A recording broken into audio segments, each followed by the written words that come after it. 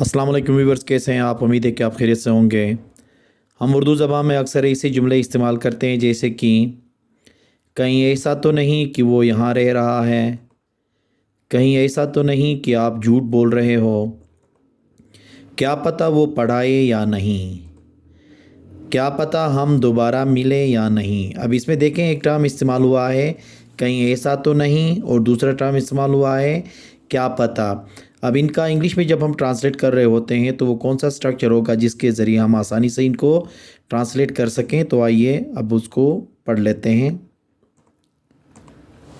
देखें, कहीं ऐसा तो नहीं कहने के लिए इज़न्ट इट सो का इस्तेमाल होता है।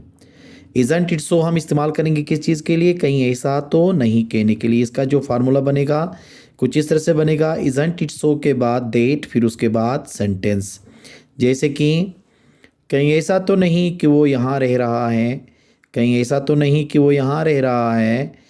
Isn't it so that he is living here. Isn't it so that he is living here.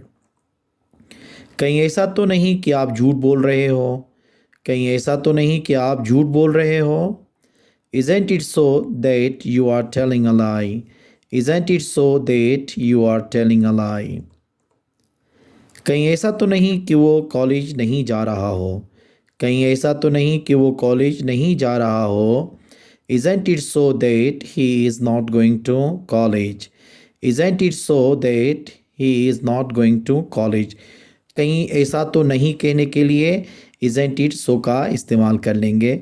दूसरा हमारे पास है स्ट्रक्चर क्या पता कौन जानता है। इसके लिए इस्तेमाल होगा हु नोज़। ठीक है, इसका जो स्ट्रक्चर बनता है हु नोज़ के बाद हम सेंटेंस लिखते हैं। जैसे कि देखें, क्या पता वो पढ़ाए या नहीं, क्या पता वो पढ़ाए या नहीं। Who knows whether he teaches or not. Who knows whether he teaches or not. क्या पता आजकल वो कहाँ है, क्या पता आजकल वो कहाँ है। Who knows where he is now it is.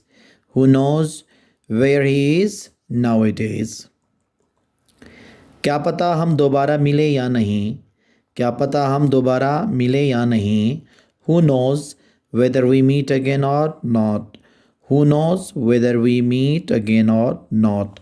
ये दोनों स्ट्रक्चर हमारे रोज़मर्रा ज़िंदगी में ज़्यादा इस्तेमाल होते हैं। इनकी आप प्रैक्टिस कर लें इंग्लिश में, और इंग्लिश में इसको ज़्यादा इस्तेमाल करें तो आपकी अंग्रेज़ी बेहतर होगी।